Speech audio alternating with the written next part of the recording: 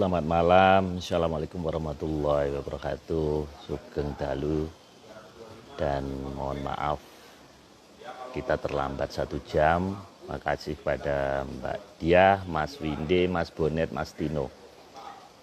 Kami terlambat karena ada beberapa tim kami yang dalam perjalanan keluar kota, termasuk saya, termasuk juga Mas Agung, sehingga terlambat 1 jam.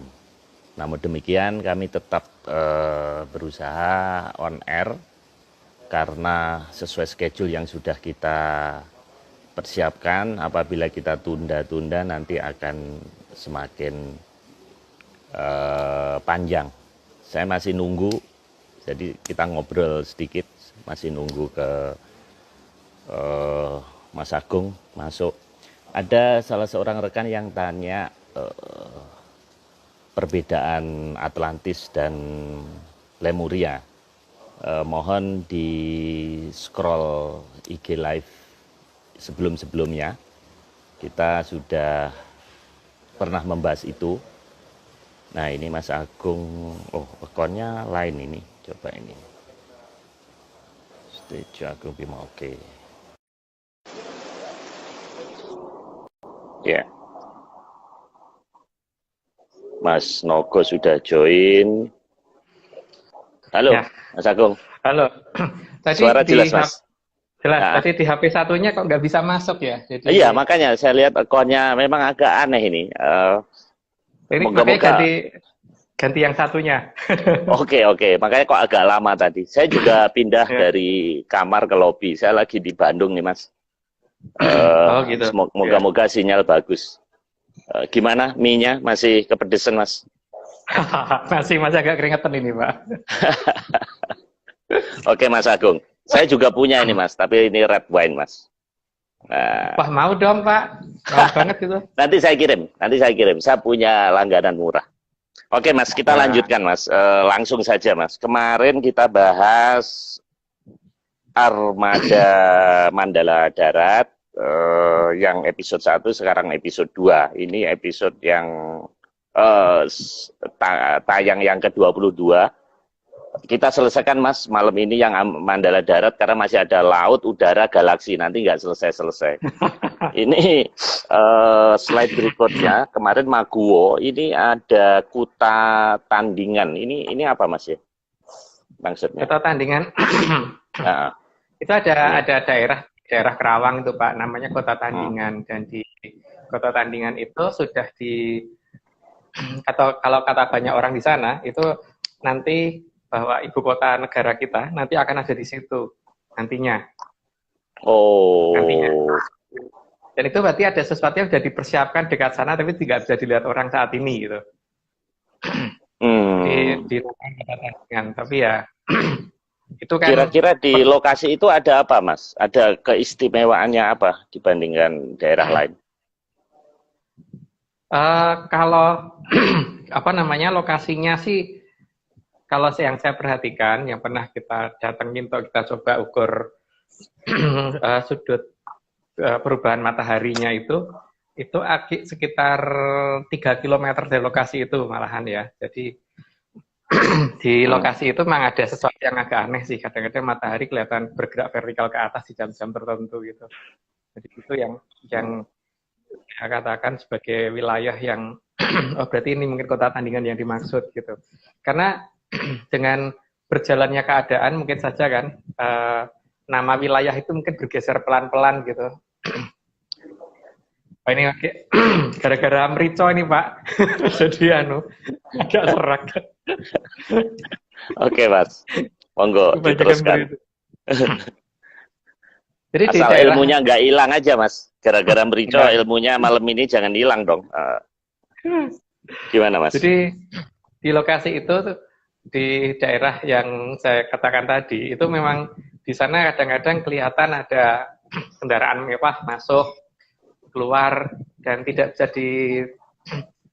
dilacak itu dari mana asalnya gitu. Karena di daerah sana itu kan sangat tidak mungkin masyarakat kalau misalkan mempunyai, ya mungkin ada yang kaya banget mungkin ada ya, tapi masa iya sih ada yang sampai mempunyai kendaraan dengan harga yang sekian miliar gitu, kayak kendaraannya Pak Marius gitu loh. Di wilayah seperti itu gitu, daerah yang pedesaan yang sangat kecil wilayahnya, di mana jalannya juga masih banyak yang baru aja dibangun gitu. Tapi mobil-mobil itu sudah dari lama sering lewat situ, cuma masyarakat nggak ngeh aja gitu loh Pak. Dan itu kan aneh ya, kalau di daerah yang seperti itu kan seharusnya tidak ada kendaraan seperti itu.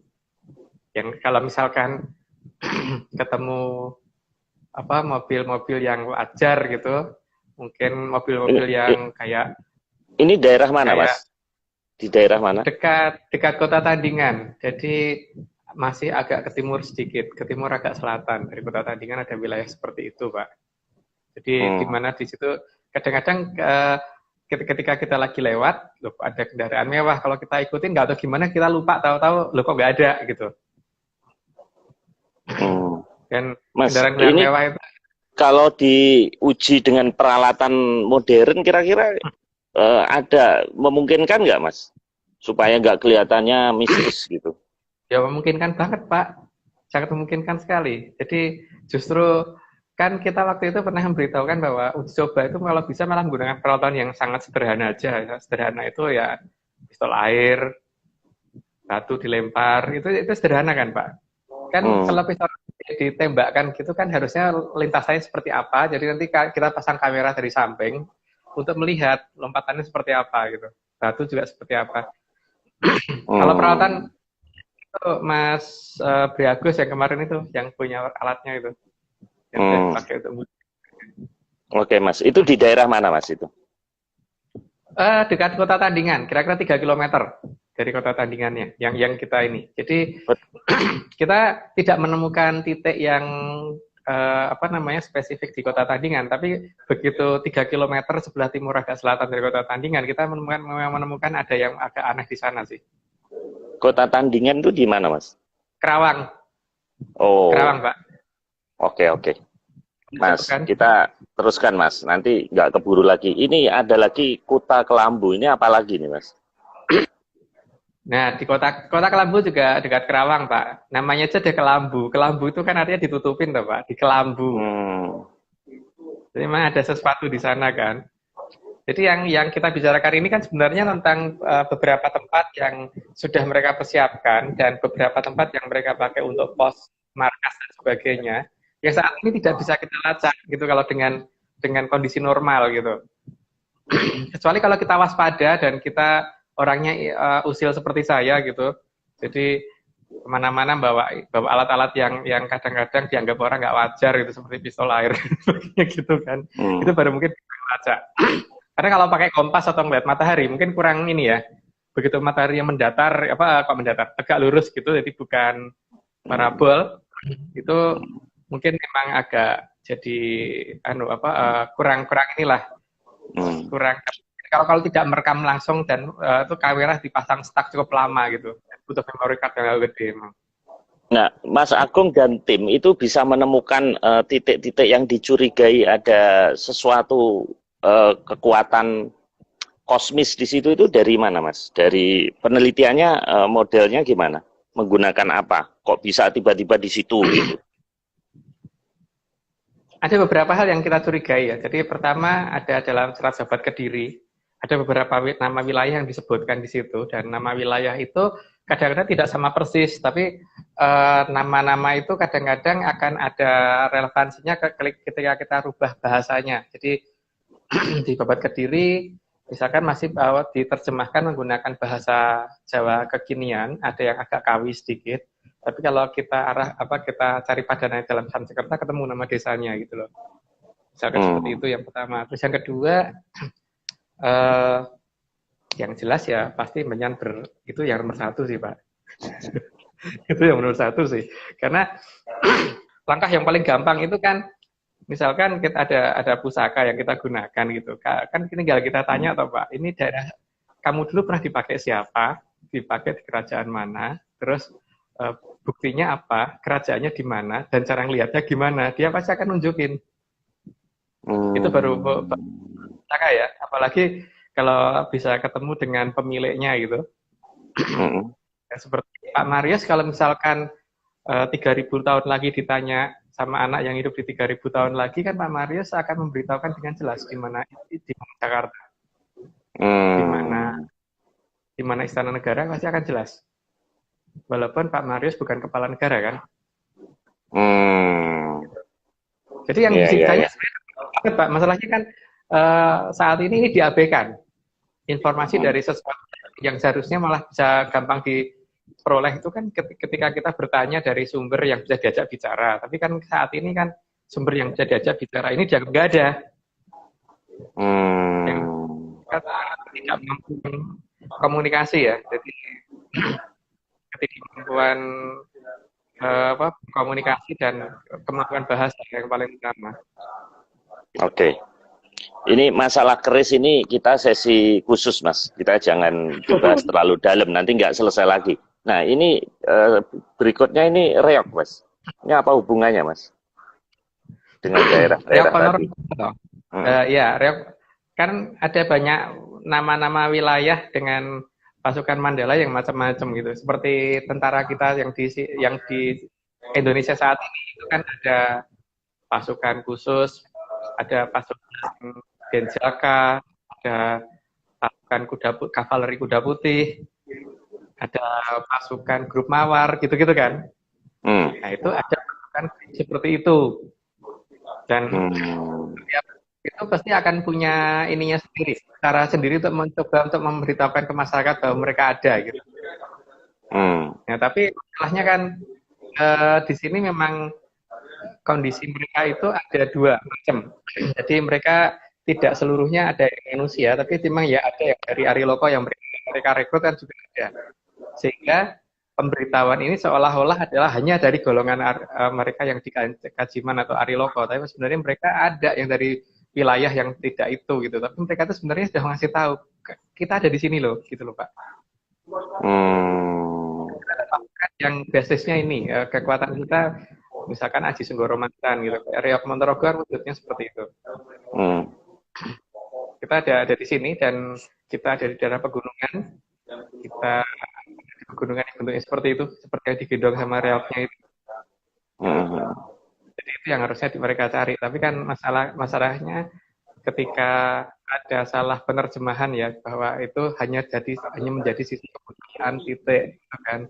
Tidak untuk dilacak bahwa ini apa sih sebenarnya, apa di belakang ini semua gitu. Apa kita cuma batas di tradisi atau ada sesuatu yang disembunyikan di balik tradisi ini gitu. Betul. Bahkan saya dengar cerita seperti Kenarok dengan Empu Gandringnya, ternyata itu ada sesuatu yang disembunyikan. Memang selama ini kajian itu hanya budaya, Mas ya. Hanya cerita buat seru-seruan, tapi tidak mendalami dari sisi spiritualnya ya, Mas ya.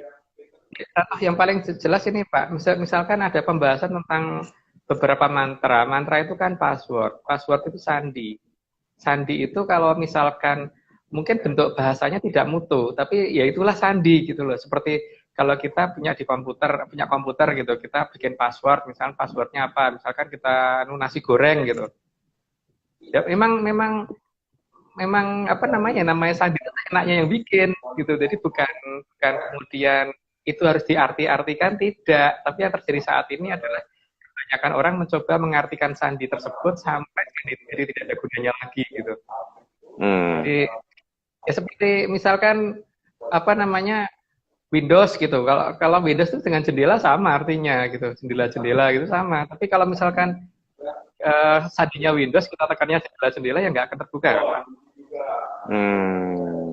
Jadi problem pertama itu ya. Jadi problem pertama itu filsafat itu sangat-sangat menurut saya ya karena beberapa hal yang saya perhatikan seperti penggunaan pusaka dan sebagainya itu rata-rata terbenturnya satu hal, bahwa ada masalah di mana kita itu yang seharusnya sandinya diketahui masyarakat jadi enggak gara-gara filsafat, dibelokkan sangat jauh oleh filsafat gitu.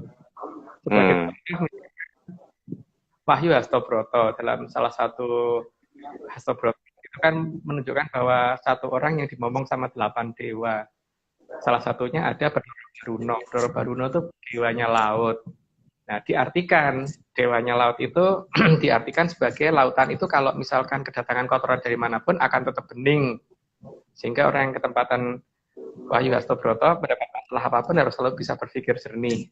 Apa itu salah? Enggak, tapi nggak benar. Karena apa? Misalkan karena di sini faktornya hanya mempelajari namanya, tapi sosoknya Bathara Barunonya nggak dicari, Pak. Seperti misalkan saya berarti harus itu dicari adalah nama, arti namanya, tapi orangnya juga ada. Jadi masalah. Jadi filsafat yang menurut saya paling membelokkan semuanya adalah filsafat. Jadi jangan belajar filsafat, kalau mau belajar Jawa jangan belajar filsafatnya dulu. Nanti akan jadi makin jauh. Yang jelas Mas, kalau kita nonton reog, itu yang dilihat kan tarungnya, kemudian makan belingnya, kemudian tariannya. Jadi sebatas itu. Cuman Mas Agung melihat dari angle lain ya. Sebetulnya ini menarik ya untuk dikaji terus Mas. Oke Mas, kita terusin Mas. Ini baru 3 slide Mas. Ini apa Mas? Loji simpenan ini maksudnya apa? Ada daerah namanya loji. Ada beberapa wilayah dengan nama loji. Loji itu dalam bahasa kita, itu artinya, dalam bahasa Jawa ya, itu artinya gedung-gedung yang besar. Nah, di daerah yang dinamakan loji, itu rata-rata kenapa malah berupa persawahan rata-rata gitu loh. Kalau tidak dekat perbukitan. Tapi terkadang ya, saya tidak ngomong tiap hari, karena itu biasanya di hari-hari itu bisa kelihatan. Itu di daerah sawah yang seharusnya tidak ada perbukitannya, ya perbukitan agak jauh, tiba-tiba ada bayangan perbukitan gitu, atau ada bayangan-bayangan kayak bangunan gitu. Dan ini kadang-kadang teramati, kadang-kadang enggak. Dan tapi masalahnya kan seperti kasus bes pahala kencana, Pak. Kalau tidak bisa diinterpretasi terus kemudian yang enggak ceritanya tidak dibahas dan tidak boleh dibahas gitu kan. Begitu juga daerah loji itu.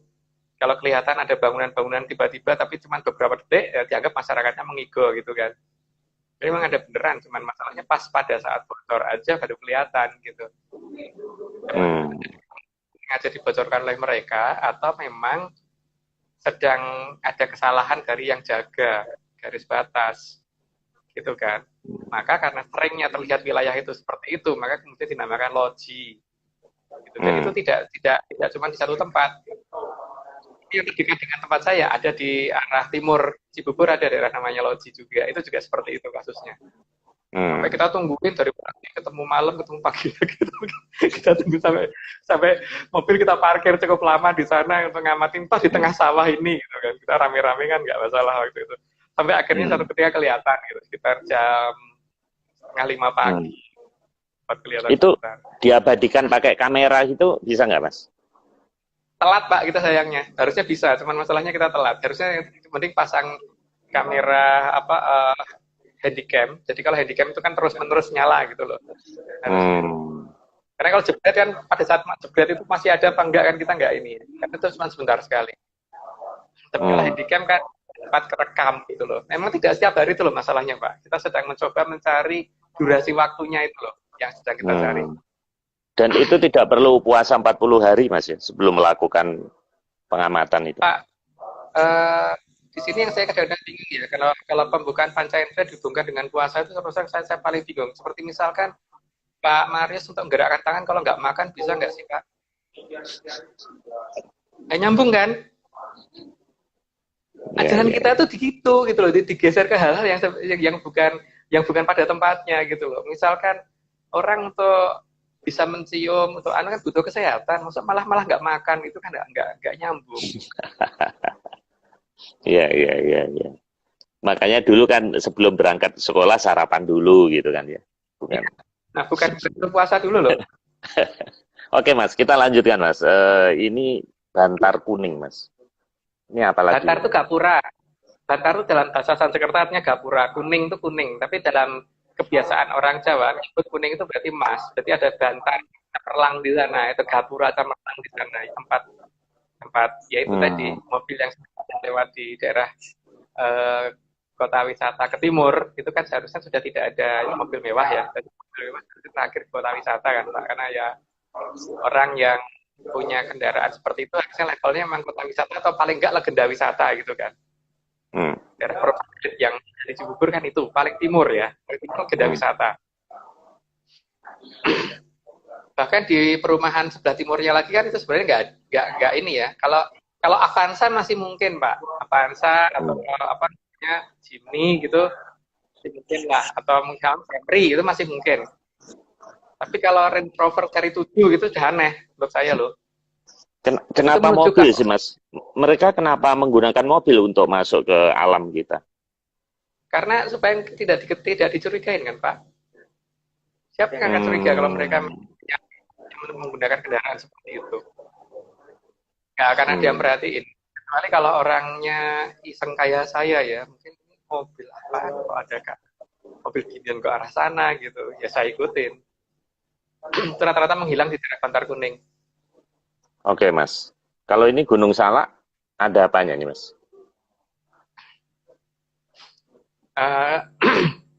Di Gunung Salak itu ada beberapa tempat. Yang pertama, saya pernah jalan waktu itu sama beberapa teman menuju ke salah satu situs di lereng sebelah utara agak tengah ya.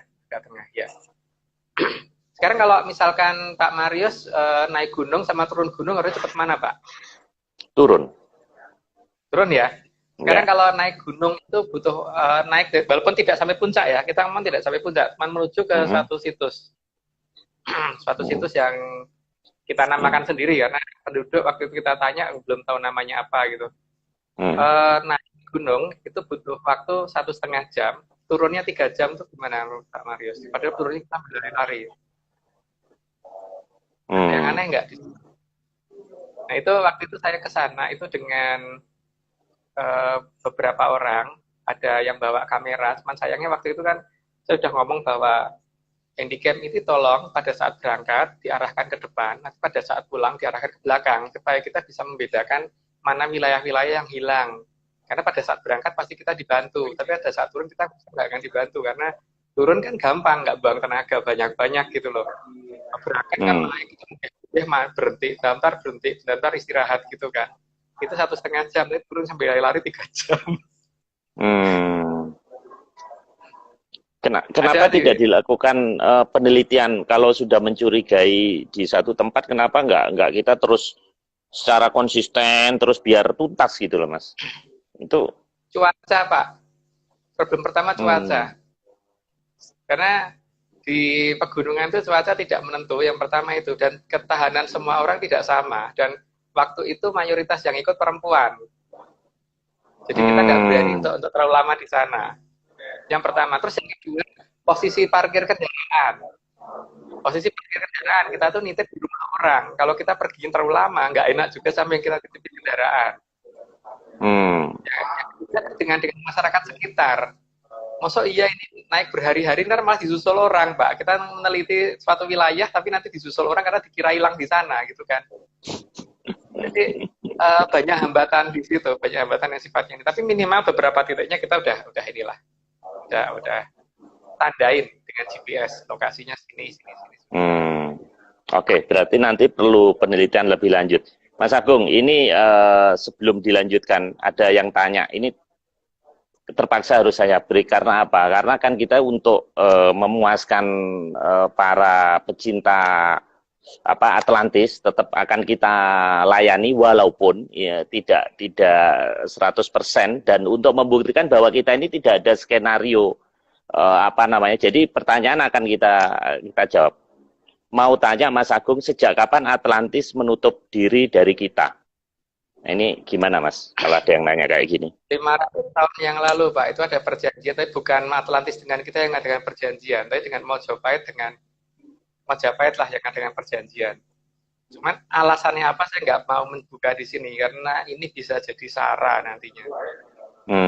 Jadi ada itu di perjanjian 500 tahun tentang Sabdo Palono Yoginggom. Yang penting bagi kita saat ini adalah bukan masalah bagaimana kenapa mereka menutup, tapi bagaimana caranya kita buka kembali kan Pak. Bagaimana kita membuka kebesaran, bukan kita mencari luka lama itu loh. Yang paling penting gitu. Iya. Kalau ada yang mau mencari alasannya kenapa, monggo silahkan. Jadi kita bagi-bagi tugas. Jadi mereka yang mencari alasannya kenapa, kalau kita mencari bagaimana cara membukanya gitu aja, biar nggak buang energi kita. Gitu. Mas, kalau Atlantis kebuka, itu apakah nggak malah terjadi pertempuran nanti? Misalnya benar ternyata ada satu negara yang menghilang, terus kemudian nanti kita berhasil menjalin kontak, apa mungkin nggak kita direcokin, Mas? Malah nanti terjadi perang gitu gimana? Jadi kalau kita melihat dari kondisi sejak zaman Mataram saja ya Pak ya, mereka itu bantuin Mataram sampai berdirinya Mataram loh. Itu kan artinya ada sesuatu yang sedang mereka tunggu di negara kita kan. Cuman itu apa yang mereka tunggu kita nggak tahu. Tapi mereka benar-benar menjaga Mataram ke bawah, itu artinya mereka memang benar-benar ada sesuatu yang berarti bagi mereka di negara kita. Jadi mereka nggak akan recokin. Justru mereka mungkin akan mendukung. Cuman masalahnya kan di sini problemnya ada di kita, toh, Pak. Problemnya ada di kita. Karena kita tidak mengakuin mereka kok. Gitu masalahnya. Iya. Bahkan peneliti asing sudah menyatakan mereka ada di negara ini, penelitian kita nggak ada kok. Malah ahli-ahli kita semuanya menolak, nggak ada yang percaya gitu. Seharusnya kan ketika Santos sudah bicara itu minimal klaim dulu gitu kan. Iya. Dan kalau toh misalnya Atlantis ini musuhin kita, apa susahnya bikin rusuh di kita ya? Jadi sebetulnya tidak bahkan mungkin bisa sinergi gitu, Mas. Seperti kayak government to government gitu. Kita bisa bikin nota perdagangan dengan mereka gitu. Harusnya bisa, Pak. Tapi bagi mereka itu kan apa-apa mereka itu sudah ada. Cuman ada sesuatu yang sangat berarti oleh mereka di negara kita yang sedang mereka tunggu juga. Itu loh Pak masalahnya. Makanya mereka negara kita dari sehingga perjanjian 500 tahun mereka percepat sehingga negara kita tidak dijajah 350 tahun. Tidak sampai 500 tahun maksudnya. Minimal Mataram pernah jaya di zaman setelah era Majapahit kan. Jadi ini ada daerah-daerah yang dimana memang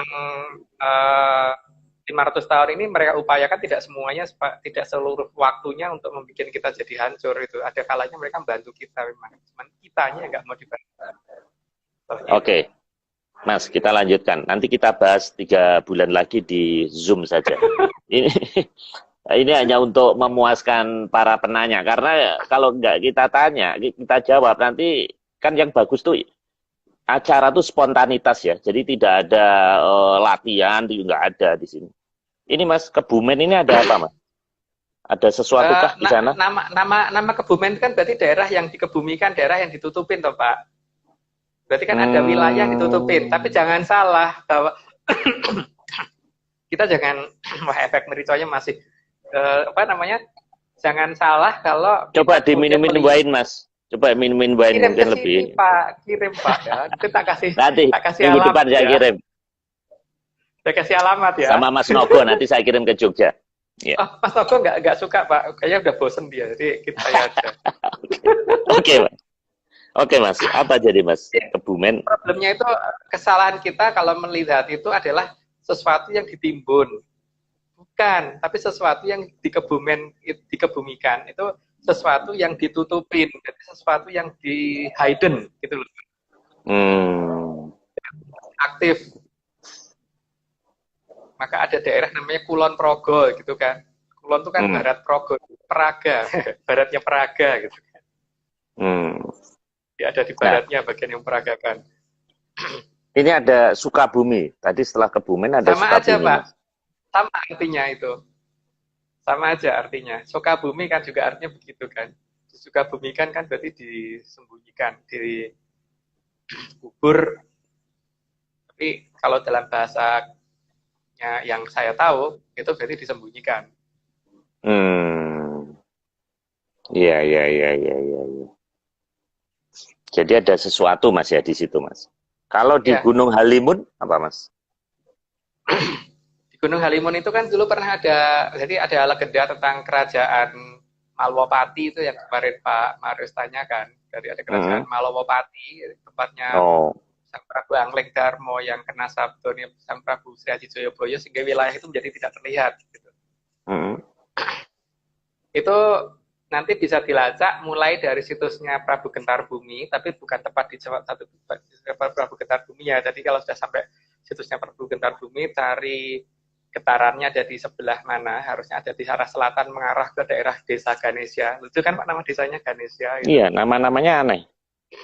Dari situ baru nanti akan ketemu satu bukit kecil. Nah, bukit kecil itu di situ sering ada cahaya yang bentuknya bulat kayak bola gitu, ke arah bukit itu dan kadang-kadang pergi dari arah bukit itu gitu. Nah, disitulah itu seharusnya wilayah kerajaan Malwapati, gerbang masuknya dekat situ, seharusnya begitu. Jadi kalau dicari dengan cara menggali gunung nggak akan ada, karena memang bukan ditimbun. Gitu. Tapi di Kemayan istilahnya kalau orang Jawa.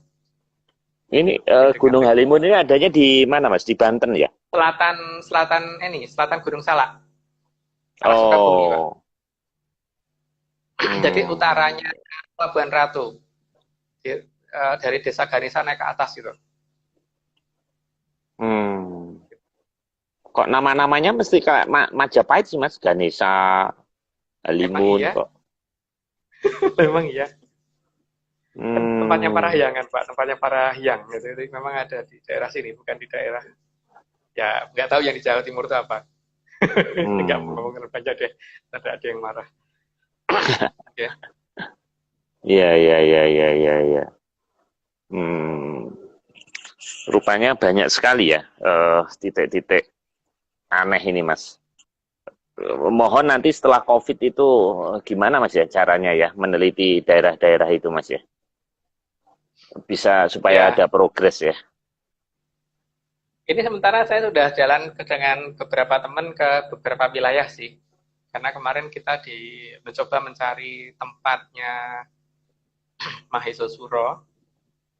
Karena itu kan komandan pasukan Lombok Impling untuk yang dari Ari Loko yang bantu kita itu.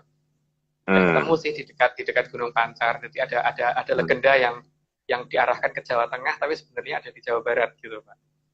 Dan ketemu sama kita udah. Cuman mungkin tidak saat itu diungkap, tapi minimal foto dan narasi sedang kita bikin nanti kita kirim ke Pak Marius kalau sudah lengkap. Iya. Memang saya berharap Mas obrolan kita ini didengerin oleh para pemangku.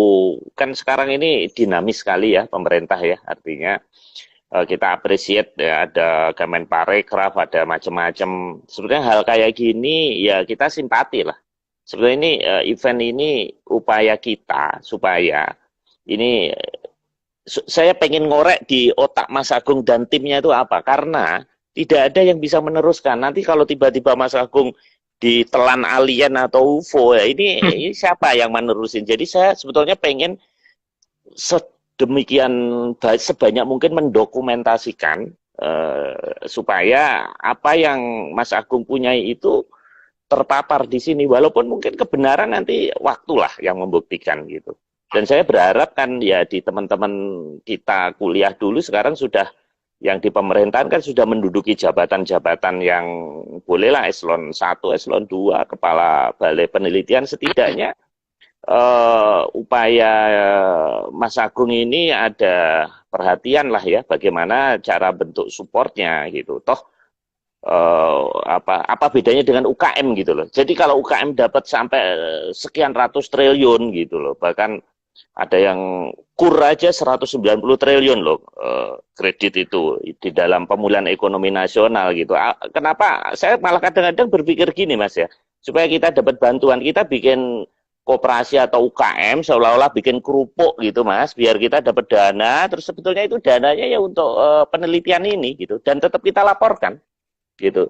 Karena lebih gampang gitu. Kalau kita neliti kayak gini, kita malah dimusuhin orang. Tapi kalau kita bikin koperasi usaha kerupuk Atlantis gitu, mungkin malah dapat dana loh Mas malahan.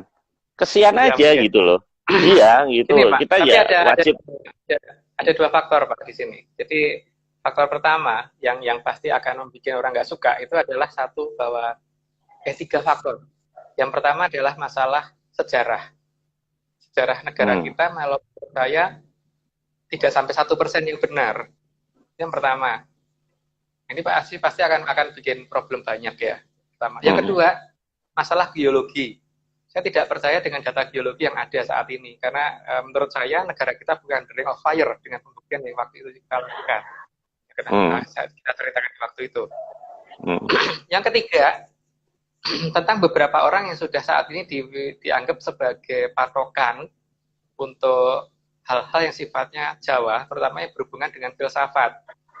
Nah, di sini kita menemukan beberapa hal, serat-serat yang dianggap sebagai patokan, kita nyatakan bahwa itu KW gitu malahan.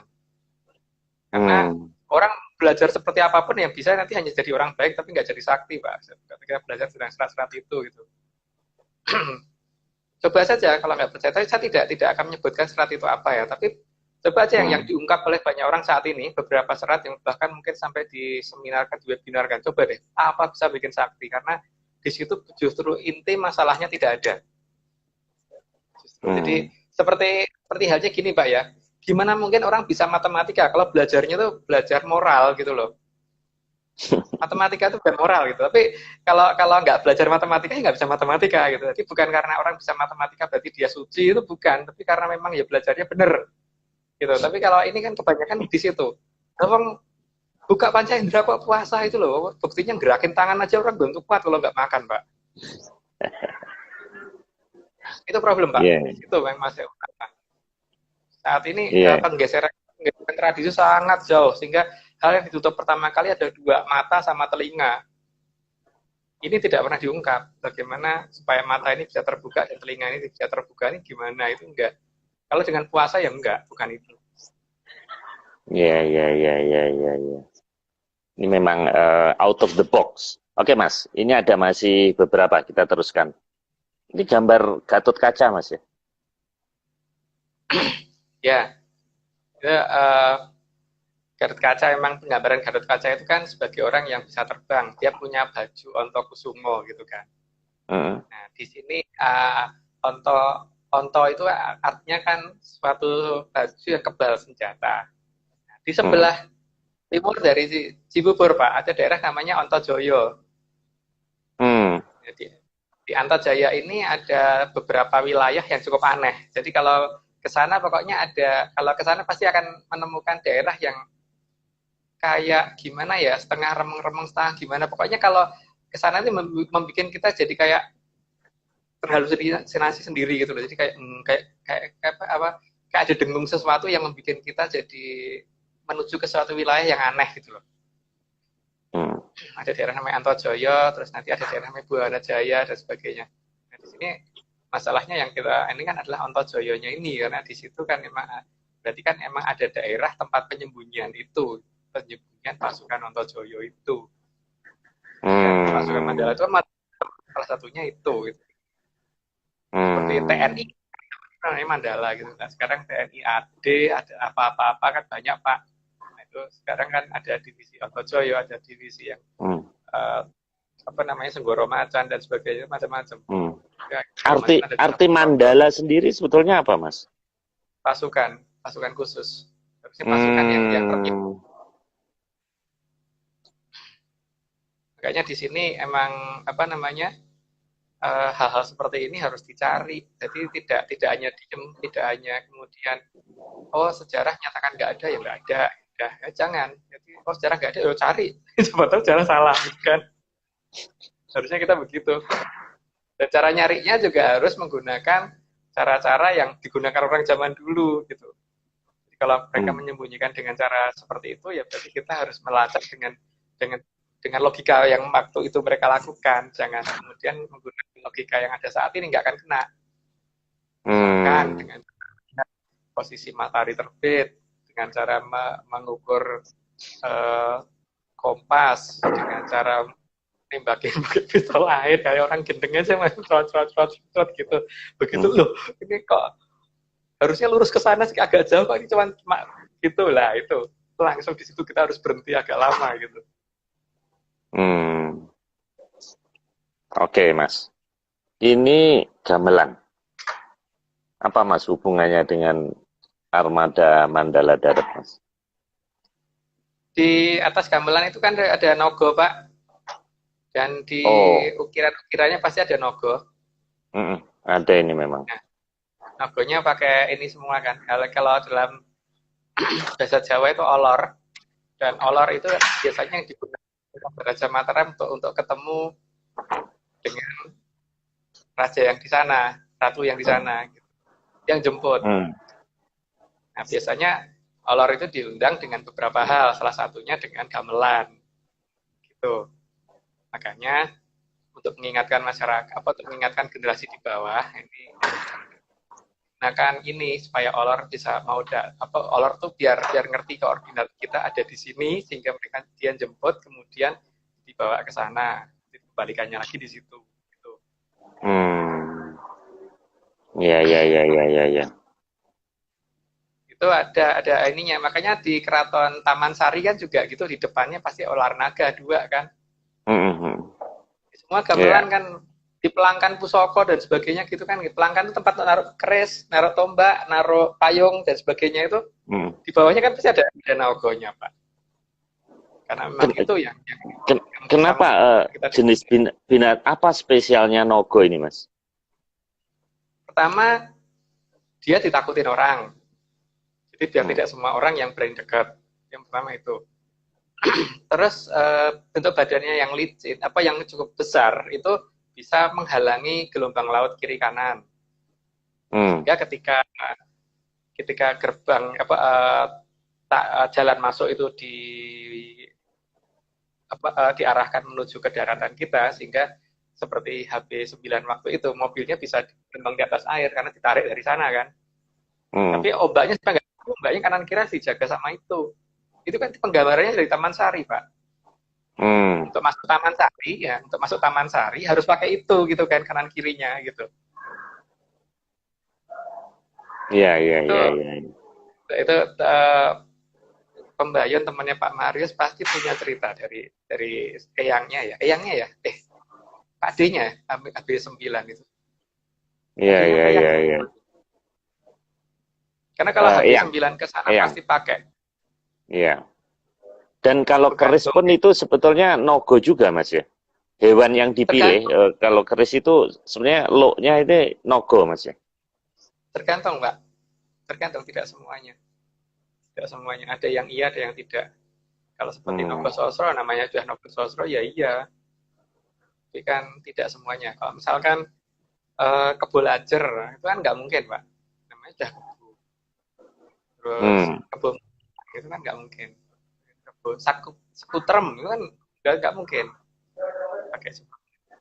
Iya, Mas, kalau mereka itu Atlantis ini mempunyai teknologi tinggi, manusia modern, tapi simbol-simbol yang muncul di dunia kita kok sepertinya hal-hal yang berbau mistis dan bukan modern ya, bukan modern dalam arti misalnya nogo, wayang, terus hal-hal, terus nama-nama kok selama ini kan sesuatu yang modern itu kan nama-namanya sophisticated gitu, namanya yang seperti bule-bule itu yang di film-film yang diceritakan itu sebetulnya gimana, Mas? Kenapa mereka hadir di hadapan kita seolah-olah bukan seolah-olah, memang yang kita pahami seperti hanya di wayang, itu kan kelihatannya kan kuno, Mas itu. Itu gimana, Mas, penjelasannya? Karena memang tidak semua orang mereka izinkan untuk ke sana, Pak. Jadi supaya mereka diabaikan oleh mayoritas masyarakat kita dulu. Tapi mereka tetap menjaga dengan beberapa kepala negara di zaman tertentu, gitu kan. Nah, untuk yang bisa berhubungan dengan mereka pasti tidak akan ngomong itu primitif, tidak akan ngomong itu kuno, karena ngerti di sana seperti apa. Tapi kalau misalkan dalam penggambaran di luar itu sangat jelas, maka pasti mereka juga akan terganggu, Pak. Minimal seperti itu. Nah, sekarang gini aja, Pak. Kalau misalkan mereka kuno, yang pertama, apakah log sinyal yang diarahkan ke Gunung Lakon di Bandung itu, yang sekitar 28 kHz, yang dari atas ke bawah itu apakah itu bisa dilakukan dengan tradisi kuno? Itu gelombang elektromagnetik yang continue, discontinue maksudnya, bukan continue, discontinue. Yang pertama. Terus yang kedua, apakah bisa dilakukan apakah ini ya, apa namanya, kalau mereka itu hantu, apakah butuh terowongan seperti Taman Sari? Enggak kan, Pak? Ya. Ada sesuatu yang memang mereka tutupin, bahwa mereka tidak pengen dianggap ada dan sebagainya, itu ada memang. Tapi masalahnya kan, bagaimana kita peka aja apa enggak sih terhadap mereka saat ini gitu. Mas Agung, ini teknologi 5G konon itu kan luar biasa nantinya. Bahkan konon ada yang cerita ahli yang bilang bahwa COVID pun itu nanti akan bisa di setel dengan teknologi, bisa di apa namanya semua apa bahkan otak manusia pun itu nantinya akan bisa dikontrol dengan sinyal. Nah, saya ingat Mas Agung di pembahasan beberapa hari yang lalu, beberapa minggu yang lalu bahwa ada aktivitas apa namanya di Cilacap itu ular-ular. Terus kemudian teori Mas Agung bahwa apa hujan apa kilat segala ini nantinya mendung segala bisa diciptakan dengan bukan dengan sekarang menyebar unsur-unsur kimia tapi dengan sinyal yang menggerakkan itu gimana Mas? Sangat mungkin, Pak. Sangat mungkin. Tapi untuk itu teknologi mereka sudah ada sih. Karena bukti yang paling nyata itu adalah ketika Gunung Kelut meletus kemarin, batu-batu yang kita tanam di pantai-pantai itu kan jatuh di daerah Kediri sama Blitar. Nyataannya itu sudah tidak pernah masuk gunung, sehingga setnya itu masih utuh gitu, tidak ini apa tuh namanya, tidak terbakar gitu. Artinya memang alam ini tidak alami kok. Kalau kita paham beneran, tidak ada yang alami. Jadi mereka ada di bawah kendali dan salah satu pengendalinya adalah mereka saat ini yang saya tahu itu. Dan memang semuanya bisa dikendalikan, Pak. Sangat mungkin pengendalian seperti itu sangat bisa mereka lakukan karena sekarang gini aja. Paling tidak kalau kita tutup telinga, maka kita akan dengar suara denging kan, Pak. Kalau Pak Mareso bisa mendengarkan itu dengan lebih pelan lagi, maka akan lebih kedengaran lagi bentuknya, frekuensinya akan berubah-ubah dan lama-lama akan kelihatan menjadi suatu perintah yang urut gitu. Sebagai contoh gini ya, mungkin ini yang pernah kita coba di daerah Tepus, Jogja. Waktu itu kita mengadakan layar tancap di sana. Pada saat kita mengadakan layar tancap, sengaja kita sambil waktu itu jualan Coca-Cola sama Fanta merah. Tapi di dalam gambar video tadi sudah kita selipkan gambar Fanta merah. Cuman kalau kita ngeliat nggak akan kelihatan. Tapi itu gambar itu ternyata masuk bawah sadar orang yang pada ngeliat, sehingga Fanta merah yang kita jual itu sampai laku, sampai habis, dan sampai mereka sampai berantem. Terus akhirnya kita coba apakah ini karena Fanta merah, Coca-Cola yang kita bos. Terus kemudian kita nyoba gambar Coca-Cola tadi semuanya kita ganti semua dengan gambar Fanta merah, kita coba jualan di desa yang lain. Hal yang terjadi sama. Artinya apa, Pak? Sinyal tersebut bisa mempengaruhi orang, walaupun orang yang kita pengaruhi itu tidak menyadarinya gitu loh. Bahwa mereka kita perintahkan untuk mencari si Coca-Cola, untuk mencari si Fanta merah. Bisa ternyata kan. Itu baru teknologi sederhana loh, dengan menggunakan editing video sederhana. Apalagi mereka, Pak, mereka punya lebih dari itu kan. Sekarang bagaimana kalau misalkan digunakan untuk kampanye, coba? Gawat. Bisa masuk bawah sana kan.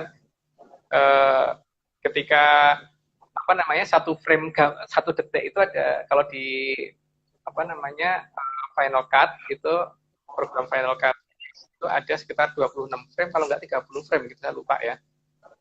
Kalau 1 detiknya segitu. Kalau misalkan dalam 10 detik itu kan berarti ada 26 kali 10 lah paling enggak ya, atau 30 kali 10 ya, 300 frame gitu. Dalam 300 frame ini kalau misalkan 5 gambar kita ganti dengan gambar Coca-Cola di tempat yang acak, maka nggak akan kelihatan, dari mata normal kita nggak akan lihat, Pak. Tapi bawah sadar kita nerima. Karena ada sesuatu di bawah sadar kita itu yang sebenarnya itu mempunyai kecepatan sangat tinggi, dan ini tidak pernah dilatih karena kita cuma disuruh puasa, itu masalahnya itu. Saya tidak ngomong perkara agama ya, tapi di sini masalah tentang tradisi kita yang diubah ke arah itu gitu loh, Pak. Sekarang Mas Agung kan sangat Javanese, tapi seolah-olah kok malah menolak tirakat gitu dalam mencari Atlantis ini gimana? Apa nggak kontradiktif itu? Pak Maris coba perhatikan yang di pewayangan kita yang namanya uh, Perkudoro itu Perkudoro atau Bimo itu kan orangnya tinggi besar, Hmm. tinggi besar dan dia dikatakan orang yang punya ilmu tertinggi manunggaling kawula Gusti. Hmm. Orang tinggi besar itu tidak mungkin orang yang kurang makan, Pak.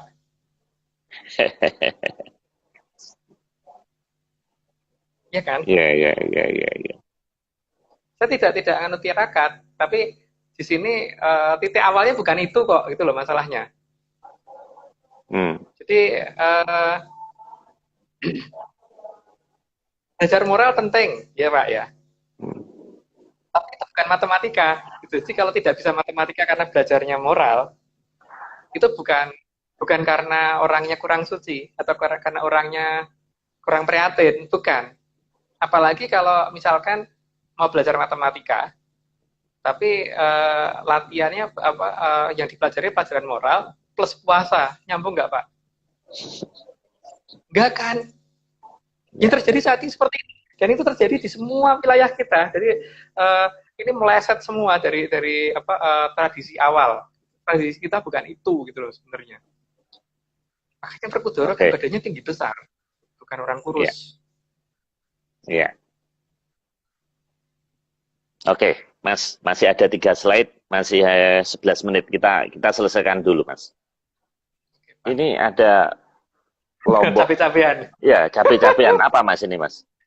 Maksudnya, Salah satu pasukan kita namanya Lombok Impling, Pak. Itu pasukan paling khusus. Pasukan Lombok Impling itu pasukan yang kalau misalkan salah baca mungkin pasukan Kipling atau mungkin ya inilah yang mungkin dikenal sebagai pasukan Viking. Lihat Pak ya, hmm, Inggris pada saat sebelum didatangi pasukan Viking itu mereka tuh masih menggunakan pakaian dari kulit, terus masih seperti orang sangat primitif Inggris dulu. hmm, Tapi setelah kedatangan pasukan Viking, mereka nyebut pasukan Viking itu pasukan yang datang dari jauh, dan kemudian mereka kalau mengadakan serangan sangat cepat, dan mereka membuat Inggris jadi berubah tradisinya waktu itu. hmm, Kemudian ini disalahgunakan oleh orang-orang di Skandinavia dengan menggunakan seragam yang hampir mereka katakan hampir mirip, terus kemudian mereka menjadi bajak laut. Nah, kalau kita perhatikan antara orang Skandinavia sama orang Inggris di waktu dulu, itu seharusnya tradisinya tidak jauh beda. Sehingga ini pasti hmm. bukan orang dari Skandinavia. Tapi lihat dari cara orang Viking ininya tuh ada Ya. tanduknya gitu kan. Hmm. Coba Pak lihat beberapa nama nenek moyang kita ya. Ada Maheso Kanigoro. Maheso itu apa Pak? Kebo ya. Mahesa, ya, Kebo. Ya. Ada Maheso Pangarso. Ada Mahesa Maheso Jenar. Kenongo. Itu ada Prabu Munding Wangi. Munding itu kan juga artinya kebo kan ya kalau nggak salah. Ada ya itu nama-nama seperti itu menunjukkan nama-nama yang ada di negara mana sih gitu loh. Ada di negara kita kan. Dan itu mereka menggunakan pakaian kayak gitu, berarti kan itu mereka sengaja meniru kan. Hmm. Viking yang Viking KW gitu loh Pak. Hmm. Cuman nama aslinya sebenarnya Lombok Impling karena salah sebut aja. Jadi berubah menjadi Hmm. Viking gitu. Oke, Mas, kita lanjutkan. Masih ada 2. Ini Sugriwo Subali, Mas. Ya, itu ada. Jadi pasukan itu tidak hanya pasukan yang yang menggunakan istilah pasukan bertanduk, tapi juga ada pasukan Wanoro. Wanoro itu kera. Makanya Hmm. kalau misalkan daerah timur Cibubur Pak, itu daerah sana itu daerah pegunungan yang gersang, dan di sana itu monyetnya banyak. Ada yang setinggi orang itu. Kalau kita nggak waspada bisa diganggu sama mereka beneran. Kalau nyerang bahaya. Jumlah mereka banyak. Cuman problemnya adalah makanannya apa? Mereka nggak ada tempat makanannya, mereka nggak ada. Tapi mereka ada yang gede-gede loh Pak. Artinya kan mereka itu mungkin ada di wilayah yang dikatakan daerah yang tertutup tadi, entah Kota Kelambu, entah daerah yang dinamakan kota tandingan yang asli, atau daerah loji yang asli, dan sebagainya gitu kan. Mereka lepas dari sana, terus kemudian ditarik balik ke wilayah mereka lagi gitu.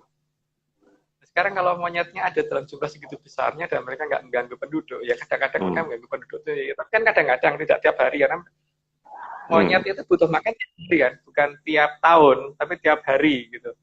Jadi kalau mereka jumlahnya banyak dan tidak pernah dikasih makan sama penduduk, dan mereka tidak mengganggu penduduk, kalau mengganggu itu juga cuma berarti kan ada yang ngopeni, Pak. Ini Sugriwo Subali ini yang apa Mas ya? Yang Sumur Jolo Tunda atau yang Gua Kiskendo itu ya? Itu ada yang bilang katanya Kiskendo ya. Nah, itu saya punya teman, dia itu Kapolres. Ya, dia bilang bahwa adanya di Purworejo, Mas, itu. Daerah itu ya. Katanya. Ya, itu kalau bagi dia betul di sana ya nggak apa-apa. Tapi kalau saya enggak sih. Kalau saya ya menurut saya ada di dekat Gunung Pancar sih. Tapi sebutkan di sini Pak ya. Nanti mungkin private aja saya jelaskan. Tapi kita sudah ketemu itu juga. Tadinya kita juga berpikir di sana, tapi ternyata enggak, kayaknya enggak di situ deh. Gitu. Tapi ada beberapa bukti yang sudah kita temukan, dan waktu itu saya sama satu teman namanya Aryo ke sana untuk mencari posisi di sana, dan ketemu beneran sih. Ada. Oke. Ya, jadi wayang ini pasukan Mas ya. Jadi pernah ada ya dulu pernah eksis ya di bumi Nusantara ini. Ada, betul-betul ada itu. Itu bukan hanya dongeng. Gitu. Bukan karangan dia, bukan dongeng. Bukan. Kalau untuk orang India mungkin benar cuma karangan, karena terjadinya di sini. Jadi mereka hanya punya dua, hanya punya cuma Mahabharata sama punya Ramayana, dan itu tidak nyambung. Kalau di kita nyambung. Ramayana ada, Mahabharata ada, nyambung dari sejak zaman Kolo Kukilo, terus sampai ke zaman kita sekarang. Itu ada ceritanya semua. Walaupun sejarah resmi tidak mengakui, tapi saya sebagai orang Jawa mengakui. Ada. Cuman karena yang menulis cerita itu adalah orang India, Mas. Kenapa nggak orang kita? Kalau misalnya Mas Agung nulis versinya Mas Agung Ramayana dan Mahabharata gimana Mas? Kira-kira geger nggak? Ada banyak Pak. Masalahnya kan kita nggak mau nyari kan Pak. Satu serat Pustaka Raja Purwa itu kalau dicari urutannya pasti ada. Yang kedua serat Praniti Sastro kalau dicari pasti kan ketemu juga. Yang ketiga serat yang berhubungan dengan zaman itu loh, yang mulai dari zaman Kali pertama sampai Kali ketiga, satu zaman Kali ada 7 zaman Kolo, satu zaman Kolo ada 3 mangsa Kolo, satu mangsa Kolo 100 tahun matahari, itu ada perkerajaan kan ada dijelasin di situ. Bahkan penulisan kerajaan bukan hanya sampai di zaman Mahabharata loh Pak, tapi mereka sudah nulis sampai ke zaman Kolo Suroto, jangan zaman kita ini masih dikatakan Kolo Bendu. Padahal habis Kolo Bendu masih ada Kolo Subo, habis Kolo Subo masih ada Kolo Sumbogo, setelah Kolo Sumbogo baru Kolo Suroto. Mereka sudah nulis sampai ke situ. Jadi sebenarnya sudah ada cerita tentang kejadian negara kita itu sudah ada. Terus seratnya Ki Dalang Panjang Mas di zaman Kerajaan Mataram juga udah ada. Terus Paraniti Radio itu ada banyak sih. Dan itu tidak di India Mas ya? Itu di India sana nggak terbit itu? Nggak ada. Masalahnya kan ketika kita hanya yang dilihat cuma Walmiki-nya doang, pasti nggak ngelihat yang di sini gitu loh Pak. Ada dua kemungkinan, bisa baca apa enggak juga sih, masalahnya di situ kan. Karena serat-serat lama-lama kan rata-rata menggunakan aksara nagari, jadi bukan tulisan huruf-huruf zaman sekarang, bukan ABCDE. Tapi ada, jangan dikira nggak ada banget. Waduh. Ini pekerjaan besar ini. Ini nggak mungkin dilakukan oleh Mas Agung yang jam 10 baru makan mie panas tadi ya. Masa seorang peneliti Atlantis 5 menit sebelum live masih makan mie panas ya, gimana mau ketemu ini Mas? Waduh ini. Oke Mas, ini terakhir ini Nusa Kambangan. Ini apa Mas? Di Nusa Kambangan itu ada satu tempat namanya Gua Lindu. Nah, di Golindo itu dalam beberapa cerita kuno, terutama di Serat Kandang Ringgit Purwo, itu ada cerita tentang Sang Prabu Lidopotapati yang waktu itu ketitipan oleh Bathara Wisnu untuk membawa ininya Kembang Wijaya Kusumanya Bathara Wisnu itu loh. Jadi ya kita kan tak pikir di sana itu tempatnya biasa aja. Ternyata memang gua lindunya itu ada dan di sana ular bahaya, Pak. Yang bahaya ularnya. Jadi ada ular-ular yang kayak king cobra gitu. Jadi kepalanya segini. Kalau berdiri bisa sepintu. Kayaknya kita Tapi waktu itu tidak jadi lanjutkan karena di situ ada seperti itu. Kenapa? Itu real atau itu hanya mistis, Mas? Atau real Real, ada? Pak. Real. Waktu kita ke sana sih real. Saat ini entah masih ada apa enggak, tapi ketika Prabu Lidopotapati masih di sana dan Kembang Wijaya Kusumo yang asli masih disembunyikan di sana, maka seharusnya masih ada. Tapi ketika itu sudah dipindah oleh Prabu Lidopotapati, maka itu pasti akan ular itu juga akan mengikuti di mana tempat untuk itu disembunyikan, karena dia tugasnya jaga itu, tidak diambil sembarangan orang, karena itu punya Bathara Wisnu. Lagi versi orang Jawa, bukan kalau orang ini Bathara Wisnu versi orang Jawa, versi wayang Jawa. Gitu. Oke. Mas, jadi armada Mandala Darat ini sebetulnya banyak sekali ya. Minggu depan kita laut, Mas ya, cerita tentang laut ya, Mandala Laut ya. Oke. Terus kemudian berikutnya darat, udara, galaksi. Nah, Mas, ini gini, Jakarta ini sudah mulai hujan. Bahkan kemarin Ciganjur itu masih terendam, dan untuk ke depan ini cuaca kelihatannya semakin tidak menentu, jadi udah ada COVID, kemudian banjir. Nah, supaya bahasan kita ini membumi, bisa nggak nanti setelah Mandala ini selesai, atau mungkin disisipkan di tengah juga nggak apa-apa, terserah Mas Agung, membahas tentang sungai-sungai yang ada di Jakarta, Mas. Dan nama-nama yang memang aneh yang merujuk ke sana, termasuk sungai-sungai Ciliwung segala ini dekoy atau tidak. Bisa nggak, Mas, itu dipersiapkan sama timnya Mas Agung untuk membahas ini? Karena memang ini saya menduga Jakarta sebentar lagi bakal banjir beneran ini. Dan kasihan sekali, sudah COVID, sudah ekonomi seperti ini, kena banjir. Jadi supaya ya kalau toh ini sebagai hiburan lah gitu, untuk pemahaman kita bahwa tidak Jakarta itu atau DKI dan sekitarnya, Jabodetabek lah, itu tidak seperti yang sekarang ini, menurut angle-nya Mas Agung. Mungkin nggak, Mas? Kita nyoba ngelihat dulu ini, Pak ya, faktor kalau kita ceritakan nanti akan membuat keresahan masyarakat apa tidak ya, karena di sini menyangkut keberadaan Sungai Berantas yang asli. Dan ketika kita beritahukan bahwa Sungai Berantas sebenarnya ada di mana, itu berarti kita tidak mau di Jawa Timur kan, di sini Sungai Berantas nantinya.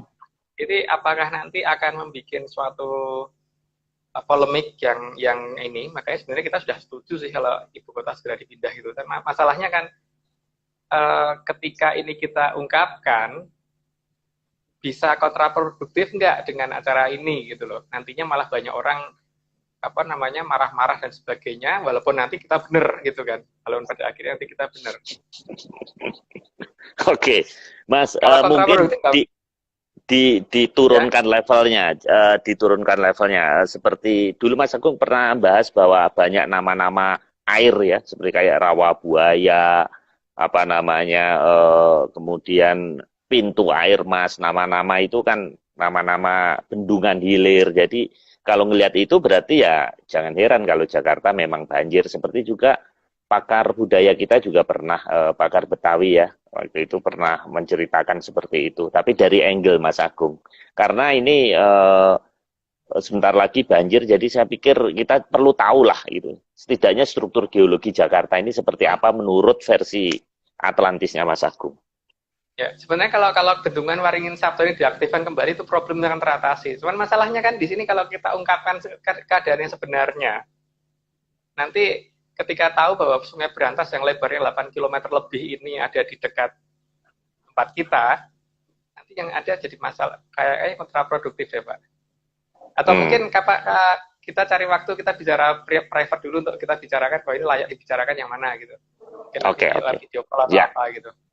Ya. Tapi kita selesaikan Mandala dulu nggak apa-apa sih Mas. Cuman supaya rekan-rekan ini juga jadi topik kita ini setidaknya solusi sih enggak, tapi ya inilah angle lain lah gitu. Oke Mas, ini sudah jam 11, saya udah diusir dari lobi hotel karena wifi-nya mau dimatiin mungkin. Jadi kita sudahin Mas ya. Kita sambung minggu depan. Oke. Terima kasih rekan-rekan semua yang telah join, ada 35 fans Atlantis ini, terima kasih sekali, dan kita ketemu minggu Rabu malam. Oke, terima kasih Mas Agung, Mas Nogo, dan rekan-rekan semuanya. Selamat malam.